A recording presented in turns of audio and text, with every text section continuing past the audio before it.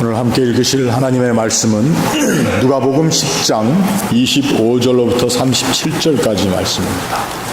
누가복음 10장 25절로부터 37절 다 한 목소리로 읽겠습니다. 어떤 율법 교사가 일어나 예수를 시험하여 이르되 선생님, 내가 무엇을 하여야 영생을 얻으리이까? 예수께서 이르시되 율법에 무엇이라 기록되었으며 네가 어떻게 읽느냐? 대답하여 이르되 내 마음을 다하며 목숨을 다하며 힘을 다하며 뜻을 다하여 주 너희 하나님을 사랑하고 또한 내 이웃을 내 자신같이 사랑하라 하였나이다. 예수께서 이르시되 내 대답이 옳도다. 이를 행하라. 그러면 살리라 하시니 그 사람이 자기를 옳게 보이려고 예수께 여짜오되 그러면 내 이웃이 누구니이까? 예수께서 대답하여 이르시되 어떤 사람이 예루살렘에서 여리고로 내려가다가 강도를 만나매 강도들이 그 옷을 벗기고 때려 거의 죽은 것을 버리고 갔더라. 마침 한 제사장이 그 길로 내려가다가 그를 보고 피하여 지나가고 또 이와 같이 한 레위인도 그것에 이르러 그를 보고 피하여 지나가되 어떤 사마리아 사람은 여행하는 중 거기 이르러 그를 보고 불쌍히 여겨 가까이 가서 기름과 포도주를 그 상처에 붓고 싸매고 자기 짐승에 태워 주막으로 데리고 가서 돌보아 주니라. 그 이튿날 그가 주막 주인에게 데나리온 2를 내어주며 이르되 이 사람을 돌보아 주라. 비용이 더 들면 내가 돌아올 때에 갚으리라 했으니 내 생각에는 이 3사람 중에 누가 강도 만난 자의 이웃이 되겠느냐?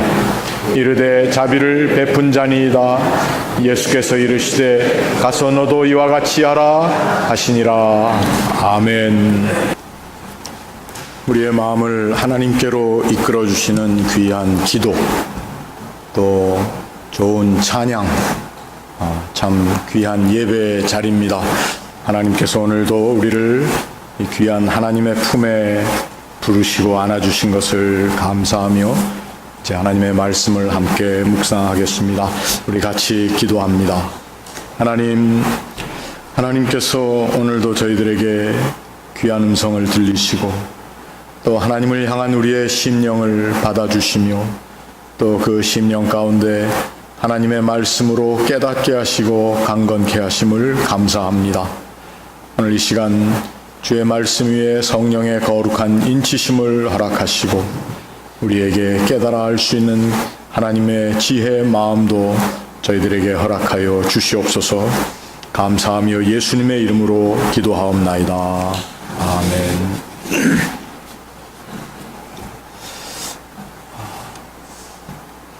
제가 오늘 우리가 읽은 이 누가복음에 나와 있는 잘 알려진 말씀이죠.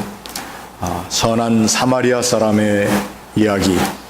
예수님께서 비유처럼 말씀하셨다고 되어 있어서 어떤 경우에는 이것을 비유라고도 얘기를 합니다. 그러나 이 말씀이 종종 교회에서는 역사적으로 예수의 비유의 말씀이기 때문에 알레고리적으로 많이 해석이 되어 왔습니다.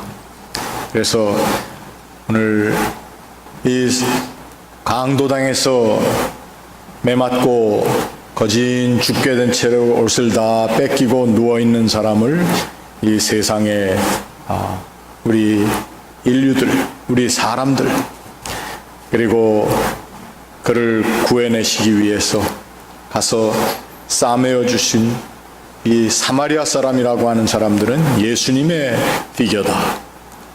또 예수께서 그를 인도하셔서 여기에 보니까 어느 한 여인숙이라고도 표현할 수 있는, 그런데 여기에 보니까 주막이라고 되어 있어요. 여러분, 우리 한국식으로 주막하면은 뭐 하는 데죠? 거기 가면 이제 술 마시고 이렇게 하는 데인데 왜 또 주막이라고 또 표현을 했는지 모르겠어요. 아무튼 그 여인숙 주막, 그 환자를 데리고 간 그 집을 교회다라고 이렇게 해석들을 많이 했습니다.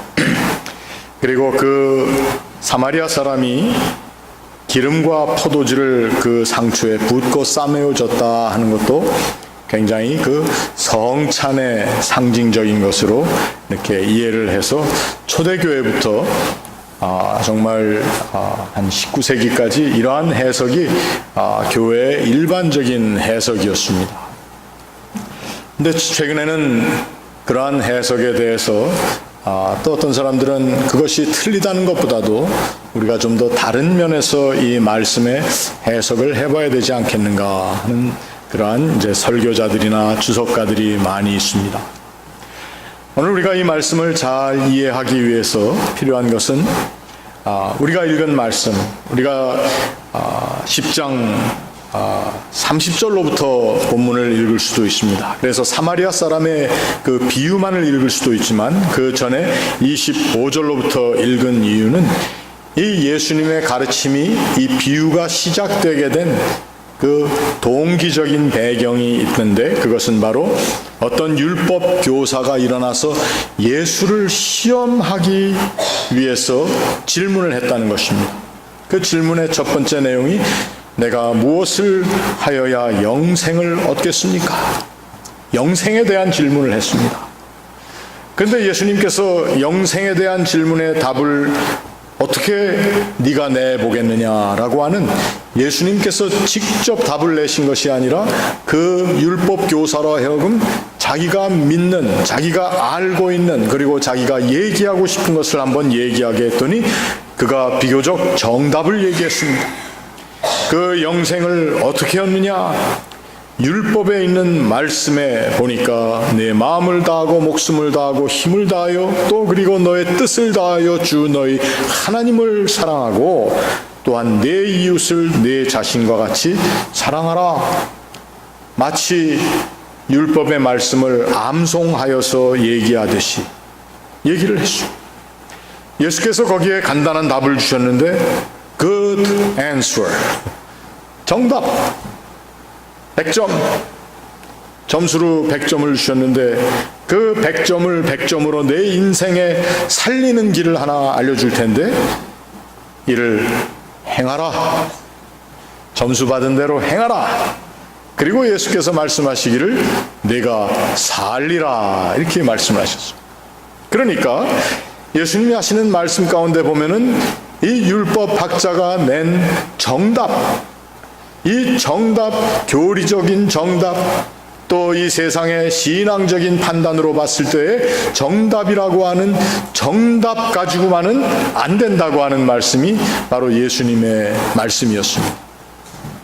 사람들은 바른 질문을 통해서 또 그 질문에 마땅히 해야 할 답을 다 알고 있다고 하는 그러한 자신감을 가지고 그 여유로움을 가지고 자신이 신앙인이다, 내가 하나님의 사람이다, 내가 하나님의 뜻에 합당하게 살고 있다라고 얘기할 때가 많은데 예수님께서 하시는 말씀은 질문도 좋았고 답도 좋았지만 그러나 내가 그거 가지고는 살 수는 없다. 살지는 못. 여러분 우리가 왜 삽니까? 살려고 사는 거 아닙니까? 산다고 하면서도 그 삶을 누리지 못한다는 것은 얼마나 비극적인 일인가 하는 것입니다. 예수님은 그 당시에 일반 사람들의 눈에는 유대인으로서의 한 랍비였습니다.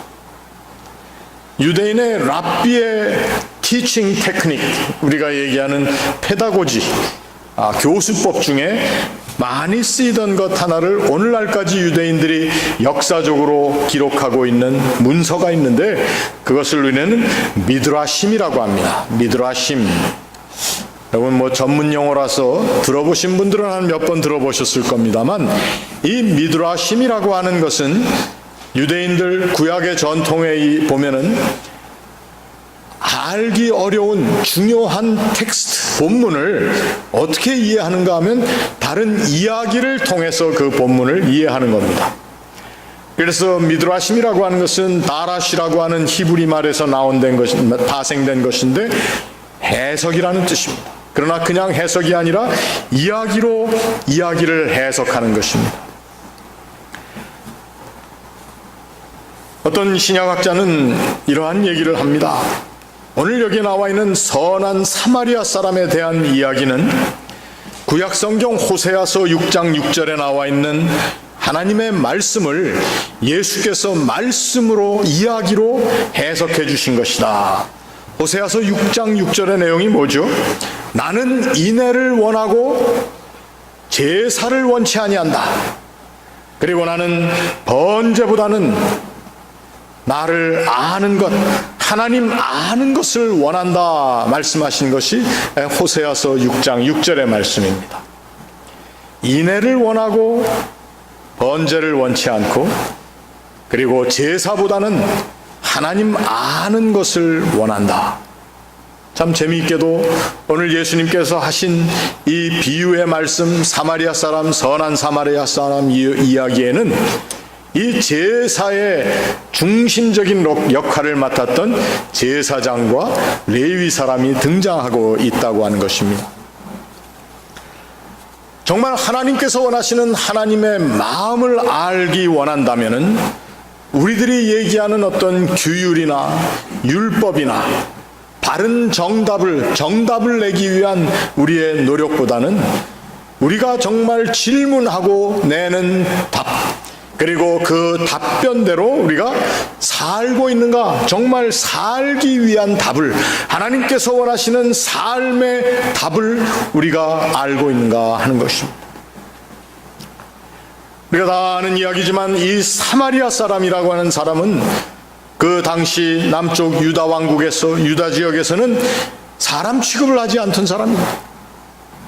근데 우리가 구약 성경, 또 구약 성경 이후에 신약 성경으로 넘어가는 와중에 우리가 생각해야 할 것이 하나 있는데, 우리가 잘 그 말씀을 나누지는 않습니다만 우리는 무조건 모세 오경에 대해서만 얘기하고 있죠.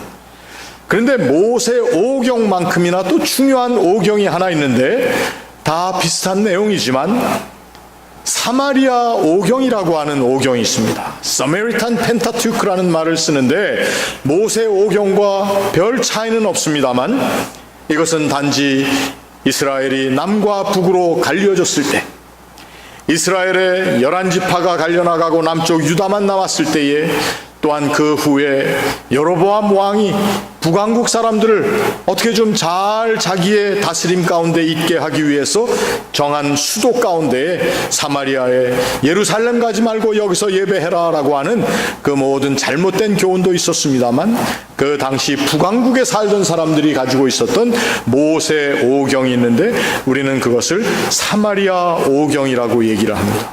제가 이 말씀을 드리는 이유는 이 사마리아 사람이 모세 오경을 모르던 사람이 아니라고 하는 것입니다. 모세 오경대로 정말 하나님 앞에 바르게 제사를 드려야 되는 것, 그리고 제사 지내는 모습에 대한 것을 우리가 이 사마리아 사람들은 몰랐다라고 얘기할 수가 없습니다. 요한복음에도 보면은 야곱의 우물가에서 예수님을 만났던 사마리아 여인이 우리가 어느 산에서 예배하리까? 이 산에서 예배합니까? 말하자면 사마리아에 사마리아 성이 있던 그리심산에서 예배할 것인지, 예루살렘에 있는 저 산 시온산에서 예배할 것인지를 이 여인이 물어봤다는 것입니다. 사마리아 사람들은 유대 사람들이 개 취급을 하고 저 사람들은 우리 족속이 아니다라고 얘기했지만 그들도 하나님을 섬기며 하나님 앞에 바르게 살아야 하는 것이 무엇인지를 고민하며 알고 있던 사람이라는 것을 우리가 잊지 말아야 한다는 것입니다.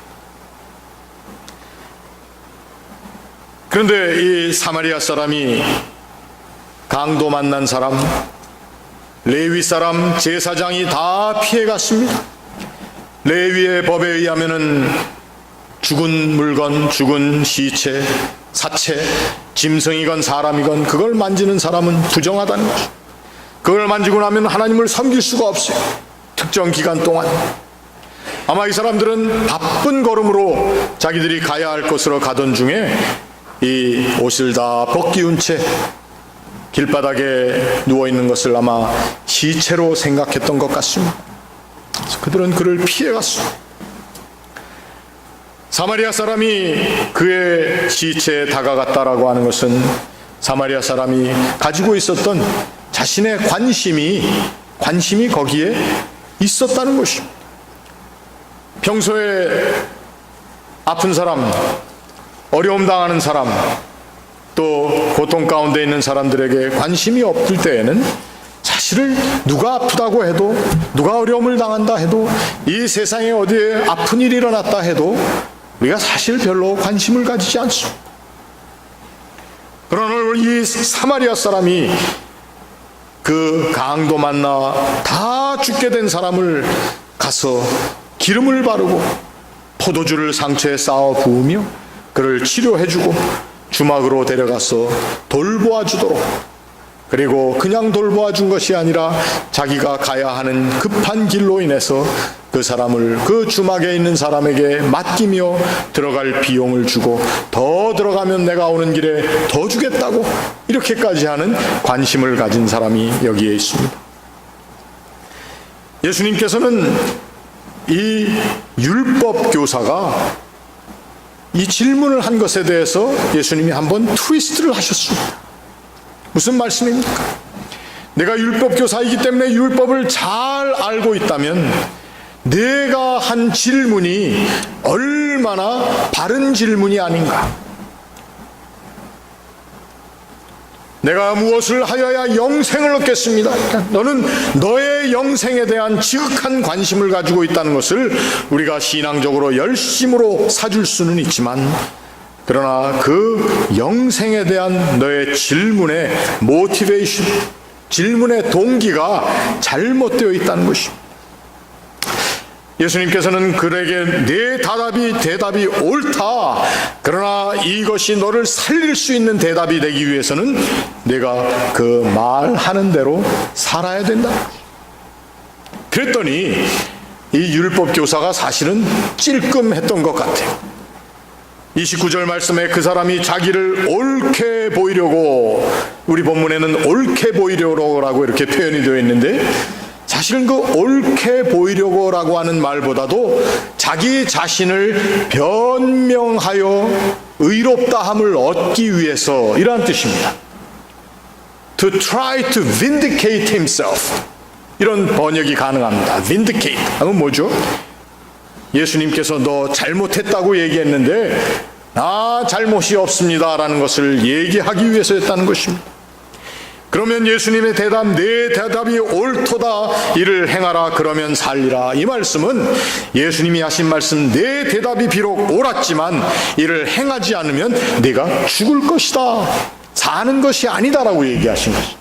그랬더니 이 율법 교사가 은근히 분이 나서 자기를 옳게 보이려고, 자기를 빈디케이트 하기 위해서, 그러면 내 이웃이 누굽니까? 제가 지금으로부터 한 20년 전인 것 같습니다. 제가 목사 되도록 저를 참 어렸을 때부터 사랑해 주시고, 저는 저런 목사님처럼 살겠다 해서 목사가 되도록 저의 목회에 동기부여를 해주신 목사님이 제가 자란 교회 담임 목사님이셨어요. 이분이 47세에 돌아가셨어요. 그분이 돌아가신 지 30년 되는 그 추모 예배 때에 그 교회에서 그 목사님이 가르치시던 한국에 있는 어떤 기독교 고등학교 출신으로 유명한 목사님 되신 분을 그 추모 예배 강사로 모셨는데, 이분이 자기가 더 큰 집회를 미국에서 인도해야 되기 때문에 거기 갈 수 없다, 이렇게 얘기가 된 거래요. 제가 참 속으로 참 한심한 목사다 이렇게 생각을 했어요. 근데 그 목사님, 돌아가신 목사님이 황광은 목사님이신데 사모님 시카고에서 알고 계시고, 그래서 그 사모님께서 여기 시카고에 황광은 목사님 돌아가실 때 국민학교 6학년이었던 학생이 신학교 교수도 하고 목사도 하고 그러는데 한번 말씀 전하게 하면 어떠냐 했더니 저를 오라고 그러셨어요. 제가 갑자기 정말 감당할 수 없는 집회 자리에 갔는데, 제가 그때 이 본문의 말씀을 가지고 설교를 했어요. 어떤 목사님이 돌아가신 지 30년이 된 그 교회에서 30주년 기념으로 추모 행사를 한다는 것 참 대단한 일이죠. 그 교회가 훌륭한 교회입니다. 목사님을 그렇게 기억하고 그분의 가르침을 사모하고, 그래서 갔더니 그저 그 교회에서 자란 사람들이 한국 전체에서 다 모였어요. 제가 이 본문의 말씀을 가지고 설교를 하면서 제가 그때 메시지를 오늘 여러분들과도 지금 함께 나누고 싶은 것입니다. 우리는 인생 가운데 나 자신을 빈디케이트 하고 싶었어요. 내가 옳다는 것을 드러내기 위해서 내가 많은 질문들을 할 뿐더러 또 그 질문에 답을 찾기도 합니다. 그리고 어떤 사람들은 정말 정직하고 신실하게 그러한 구도자적인 삶을 살고 있습니다. 그러나 우리의 질문이 잘못된 질문이라면 그 질문에 아무리 명답을 내고 그 명답을 통해서 나 자신이 바르고 똑똑한 사람, 그리고 영성이 훌륭한 사람이라는 평을 듣는다 할지라도 그 질문 자체가 잘못되었다면 그것은 아니라는 것이죠. 이 율법학자가, 율법교사가 뭐라고 얘기했느냐? 내 이웃이 누굽니까? 얼마나 좋은 질문입니까? Who is my neighbor? 내 이웃이 누군지를 나는 늘 찾고 싶습니다. 그런데 오늘 이 본문 선한 사마리아 사람의 이야기를 다 마친 예수님께서 내 생각에는 36절에 이 세 사람 중에 제사장과 레위인과 사마리아 사람 중에 이 세 사람 중에 누가 강도 만난 자의 이웃이 되겠느냐 이렇게 물어봤어요. 율법교사는 내 이웃이 누굽니까? 물어봤는데 예수님께서 너 그 질문이 잘못됐다. 질문을 한번 이렇게 바꿔봐라. 내가 이웃이 되고 있습니까? 내가 이웃이 되고 있습니까? 이웃이 어디에 있으며 이웃이 누구입니까? 라고 하는 질문은 잘못된 질문이라는 것입니다. C.S. 루이스라고 하는 사람을 여러분들 혹시 아십니까? 그 사람의 이름이 원래 클라이브 스테이플스 루이스라고 하는 영국의 작가죠. 크리스천 작가인데 이 C.S. 루이스가 쓴 책 우리가 한번 교인들 수련회 가가지고 함께 다룬 적이 있습니다. 그 책 제목이 뭔가 하면은 스크루테이프의 편지라는 책입니다. 스크루테이프라고 하는 사람이 누구냐? 그 C.S. 루이스가 쓴 소설에 거기 나오는 악마입니다. 악마 두목. 그래서 그 사람을 제너럴 스크루테이프라고 얘기를 해요. 그 책의 내용은 이 스크루테이프 자기의 조카인 아주 신참 악마가 있어요. 그 신참 악마 이름이 캡틴 워무드예요. 워무드라고 하는 이 캡틴에게 악마의 우두머리가 이 세상에 있는 그리스도인들을 실족시킬 수 있는 방법들을 자꾸 제공해 주는 것이 바로 이 스크루테이프의 편지라고 하는 책의 내용입니다. 근데 그 가운데 어떤 내용이 있느냐? 이렇게 봐라.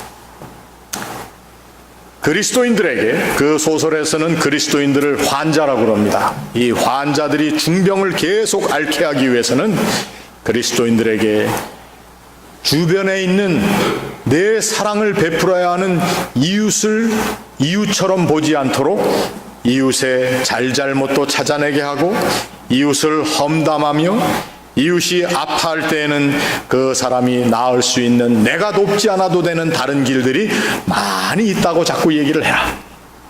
대신 저 멀리 있는 미지의 세계에 있는 이웃들, 저 아프리카 남단에 더 어디에 있는 그 보이지 않는 이웃들에게는 계속 마음을 쏟도록 만들어라. 그러다 보면은 어느 한순간에 내가 이웃을 향해서 베풀어야 하는 사랑과 동정과 인정심이라는 것이 하나의 그 환자들에게는 개념으로만 머무르게 될 거다. 이렇게 이제 스크루테이프이 자기 조카에게 환자들을 그렇게 다루라고 자꾸 얘기를 시킵니다. 내 이웃이 누구인가? 아니, 내 이웃이 눈에 보이는데 이웃이 누구냐고 자꾸 물어보니까 예수님께서 이웃이 내 눈만 뜨면 보이는 데가 다 이웃인데 내가 이웃된 노릇을 하고 있느냐? 내 생각에는, 오늘 본문 말씀에 내 생각에는 예수님이 손가락질을 하면서 아마 말씀하신 것 같아요. 내 생각에는 이 세 사람 중에 누가 강도 만난 사이에 이웃이 되었느냐? 예수님이 질문을 바꿔주셨다고 하는 것입니다. 오늘 우리들의 삶에 이 질문이 바뀌는 그러한 깨달음이 있어야 한다는 것입니다. 하나님 앞에 우리가 정성되어 예배드리고 나와서 섬기고 또 하나님의 말씀을 묵상하고 그리고 하나님 앞에 기도하며 교제하는 모든 자리, 하나님의 거룩하신 구원이 우리의 삶 가운데 이루어지고 있다면 그 구원의 온전한 완성, 그 구원이 이 세상 가운데 드러나는 일을, 그를 위한 바른 질문을 우리가 하면서 살고 있느냐 하는 것입니다. 오늘 우리의 교회가, 우리 함께 예배하는 저와 여러분이 바로 이 시간 율법교사처럼 물어보던 잘못된 질문으로부터 질문의 전환을 할 수 있어야 된다고 하는 것입니다. 누가 내 이웃이? 질문할 필요가 없는 질문입니다. 이미 하나님께서는 나에게 이웃이 되어주셨습니다. 예수께서 나에게 이웃이 되어주셨습니다. 예수께서 나를 친구라 부르셨습니다. 예수님께서, 하나님께서 그 아들을 통해서 우리에게 친근하게 다가오고 계신데 나는 정말 하나님 앞에 하나님께 친근한 이웃이 되고 있습니다. 예수 그리스도에게 이웃이 되고 있습니까? 하나님의 형상을 지닌 사랑하는 사람들, 아니 가까이 눈만 뜨면, 아니 예배하러 이 자리에 나오기만 하면 내 옆에 앉아있는 이 사람에게 이웃이 되고 있느냐 하는 것입니다. 멀리 가서 내 이웃이 누구냐고 찾는 것이 아니라 내가 이웃된 노릇을 하고 있는. 참 재미있는 것은 이 이웃이라고 하는 말이, 이웃이라고 하는 단어가 우리가 생각하는 그냥 네이버 정도가 아니라는 것입니다. 성경에 나와 있는 이 이웃이라고 하는 단어는 히브리적인 개념에서의 이웃은 동반자를 의미합니다. 같이 있는 사람입니다. 편안할 때 같이 놀러 가는 사람들도 동반자이겠지만 가장 아프고 참혹한 현실 가운데 함께 있을 수 있는 사람이 바로 동반자입니다. 우리는 그리스도인이라고 하는 이름을 지닌 사람들로 살고 있는데 바로 그 그리스도께서 우리의 삶에 동행해 주신 분이 아니겠습니까? 그리스도께서 동행하신 그 동행하심의 감격을 가지고 사는 사람들, 우리 믿는 사람들이고, 그 그리스도와 함께 길을 간다고 해서 우리는 예수와 한 패거리가 된 크리스찬이라는 이름을 지니고 살고 있지 않습니까? 우리의 교회를 위한, 교회가 잘 되기 위한, 교회 공동체가 잘 되기 위한 그러한 말씀이 아닙니다. 오늘 내가 하나님 앞에서 구원받은 사람으로 그 구원의 감격을, 내 이웃이 누구냐라고 하는 게으른 질문보다는 내가 정말 이웃이 되어 살고 있는가? 내가 내 일가 친척들, 내 형제자매들, 아니 함께 예배하는 나와 한 제단을 섬기는 사람들에게 이웃이 되고 있는가? 목사님, 그것은 너무 윤리적인 해석입니다. 여러분, 우리는 종종 하나님께 주시는 구원의 은총과 윤리라고 하는 것을 별개로 생각하고, 또 어떤 경우에는 그러한 너무 윤리적인 설교는 복음이 없습니다, 이런 허튼 소리들을 하고 들으세요. 여러분, 복음이 무엇입니까? 복음은 바로 우리가 하나님의 복된 소식이 되어서 이웃에게 나아갈 수 있어야 돼요.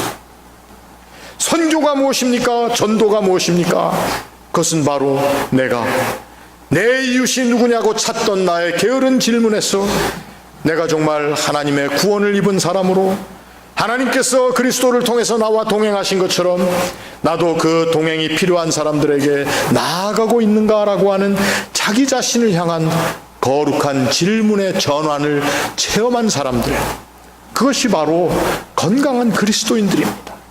그것이 바로 교회의 모습입니다. 오늘 우리들의 교회가 이 모습을 많이 상실하고 살고 있기 때문에 주님께서는 아마 이 자리에 오셔서 저와 여러분들에게 내 생각에는 도대체 무슨 생각을 하면서 그리스도인이라고 살고 있느냐며 우리의 생각을 한번 두드려 보시는 것 같아요. 그러면서 우리로 하여금 이 질문의 거룩한 전환을 촉구하고 계시다는 것입니다. 내가 이 미국 와서 고생하며 살아서 이룬 것, 내가 누려야 된다라고 하는 나 중심의 사고방식, 그래서 종종 그저 눈에 띄는 이웃에게만 그저 그 이웃이 이웃으로 합당하면 우리가 이웃 대접하는 그러한 교회, 그러한 신앙인, 그러한 하나님의 사람들이 아니라 이제 내가 가진 것이 없고 부족하고 연약하고 도울 것이 없어도 그래도 하나님께서 나와 동행하신 하나님의 나 이웃되어 주심에 대한, 나의 이웃되어 주심에 대한 거룩한 흥분과 감격을 가진 사람들이 바로 그리스도인들이 된다면, 그것이 바로 교회의 모습이 된다면 오늘 하나님의 교회는 이 땅에서 큰 소망이 있습니다. 그러나 우리의 교회가 오늘 이 세상의 많은 교회와 같이 그저 내 이웃이 누구냐고 물어보는 그 질문에 남아있는 정도의 그러한 우리의 모임이 된다면 사실 소망이 없습니다. 하나님께서 우리에게 주신 소망이 우리의 바른 질문, 우리의 잘못된 질문과 그 질문에 우리가 기대하던 답만을 늘 바라보고 살던 이 율법 교사와 같은 그 모습에서 우리가 한번 거룩한 질문, 주님께서 우리 입에 담아주시는 질문을 할 수 있는 사람들이 된다면 그것이 바로 하나님의 교회가 다시 한번 새롭게 거듭나는 길이 아닌가. 오늘 여러분 이 말씀을 함께 묵상하시면서 선한 사마리아 사람, 그도 하나님을 잘 알고 있는 사람이었습니다. 모세의 율법에 잘 알고 있는 사람이었습니다.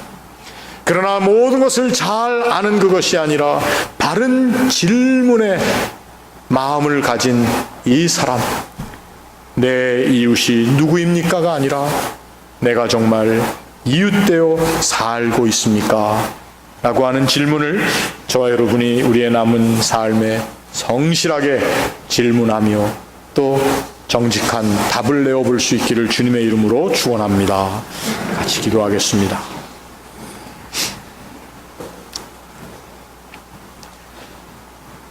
내 생각에는 누가 강도 만난 자의 이웃이 되겠느냐? 가서 너도 이와 같이 이웃이 되라고 하신 주님의 말씀을 저희들이 우리의 마음에 품습니다.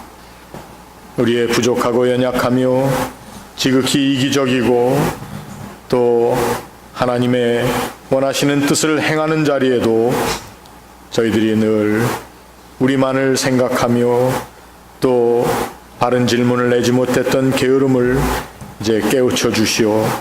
하나님의 말씀 가운데 정말 하나님이 기뻐하시는 뜻을 찾아나가는 거룩한 백성들로 살게 하옵소서. 예수님의 이름으로 기도하옵나이다. 아멘.